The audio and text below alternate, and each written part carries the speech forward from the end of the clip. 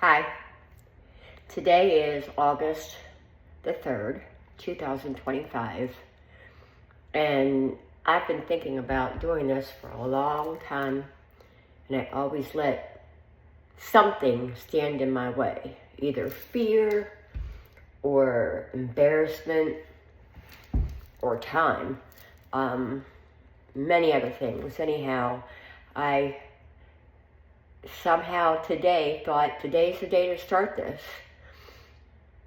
I don't know how to go about this, truthfully. I need to investigate this a little bit more, but in the meantime, I have some things to say that might help somebody, and it's time to vlog it, I guess. So we're doing some vlogging with Vicky.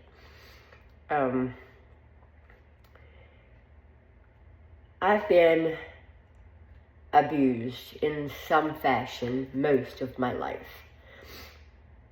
And the funny thing is, I didn't even realize the damage it was doing to me. It took a lot of counseling and a lot of growth in the last 4 years to realize what has gotten me to this point. And I've grown a lot. I am a pretty strong person in my mind, but I've become so much stronger in the last 4 years. I really have. I've learned a lot about myself. I've learned a lot of things that I didn't even know was an issue. I've lost a lot of friends along the way. And surprisingly, I've gained some friends along the way that I didn't even know were friends. I've actually realized that a lot of people that I was told to hate because supposedly they were terrible people are not, and they've become some of my very best friends. And actually, one of them has become the person that I lean on the most in this world, at least for now, and at least at this season in my life. I don't even know where to begin with what I have to say. It's years worth of trauma, and I'm sure I'm not the only person that goes through this type of trauma.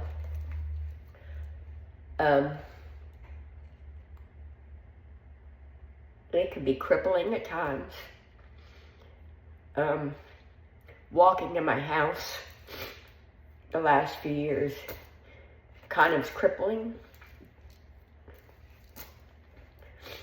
I don't even know how to describe it, but there's so many bad juju, bad feelings, bad memories. Yes, there's some good ones too. And I love my house because my house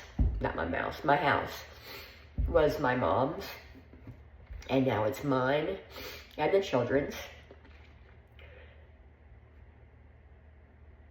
But things happened in that house that are triggers. There was absolutely no physical abuse per se, but there was a lot of bad things.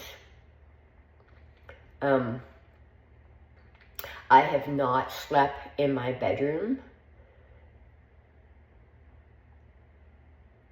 since I separated with my husband in November 2001. No, not 2001, oh my gracious. 2021. I just can't go in there. I can't sleep in that same bed. I don't want to be in that same room. I don't even use that second bathroom in my house anymore. And I'm working on changing that. I want to change that. I want to make it so that I'm comfortable in my own space. I want to make it so that I'm not sleeping on the couch anymore. I want to make it that each one of my kids have their own space. Divorce is tough, even in the best conditions.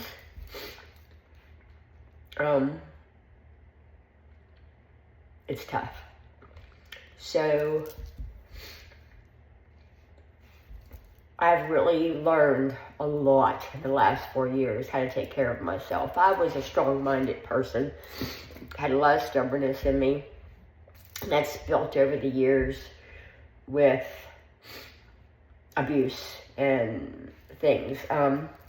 Growing up, I was sick all the time.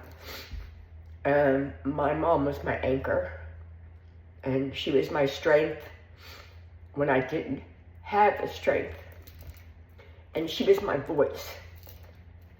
She always made sure I had the doctors I needed and the medication I needed. And there was so much that I didn't even realize that she did to make sure I had the best care.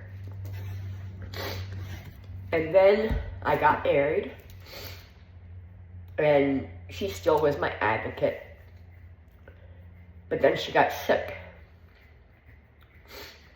And for a while, she was able to keep that hidden and keep it tamed down enough that she still was my advocate. In some ways, even when she was sick, she was my advocate and saved my life, which we'll get to that in a whole nother vlog. But when she got sick, I had to learn to have my own voice. Sometimes I don't like that voice. Sometimes that voice is angry. Sometimes that voice is sad. I do know that in the last 4 years, that voice has learned to giggle and laugh. My kids will tell you I have a crazy giggle. Very annoying, but it's come from a good place, and it's come from a place of happiness, finally. But when my mom got sick, I had to learn to advocate for myself, my children, and my mom. She had Alzheimer's, and that is the most awful disease ever. I've seen a lot of people die of a lot of things, and it's all horrible, don't get me wrong. But I watched Alzheimer's take pieces of my mom, bit by bit by bit. And there was nothing that I could do. There was nothing that my brother could do. There was nothing that she could do. And when she passed away, I lost my very, very best friend. There's a friend of mine that bickers with their parents. And I always tell them that there's going to be a day that all that bickering means nothing. All that stupid stuff that we get upset with our parents for. I remember there was times where there was a point where I lived across the street from my mom, and I was so annoyed all the time. She would call me and say, "Vicki, your air conditioner's running." And I was like, "Okay, until you pay my bills, let it go." There was a point, and I'm embarrassed about this, that I would try to hurry out of the house and get in the car and leave because she wanted to be with me. And now, what a horrible daughter that was, you know? I never want my kids, and I'm sure that they do, but I never want my kids to be embarrassed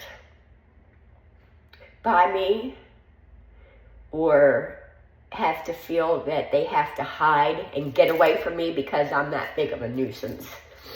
Because I'm sure that happens. I'm sure it does. But it does break my heart. But now that my mom is gone, from the instant they closed that casket, everything came flying back in my brain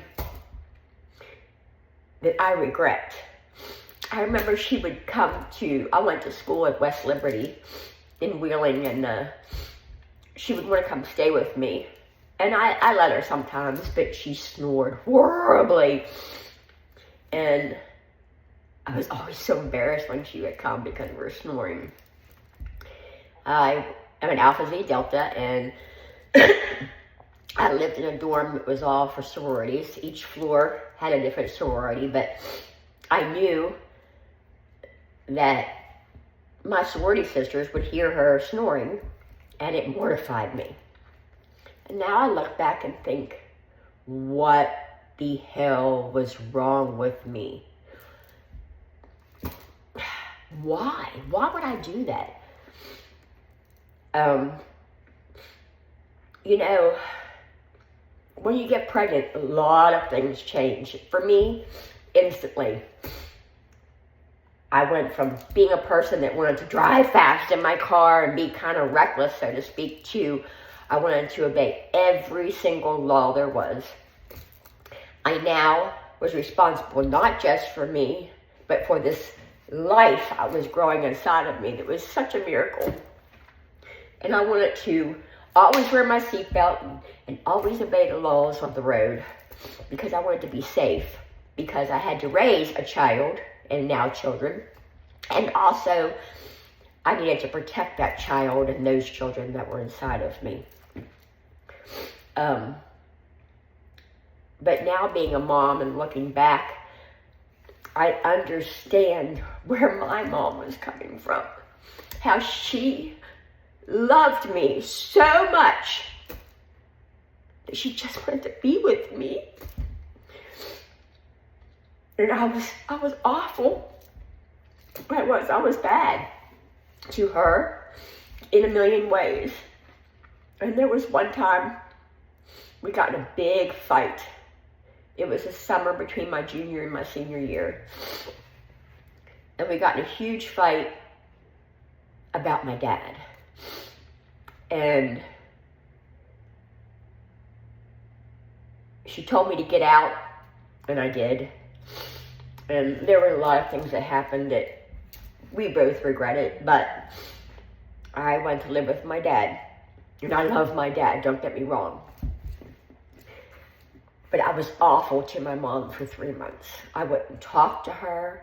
I wouldn't communicate at all with her.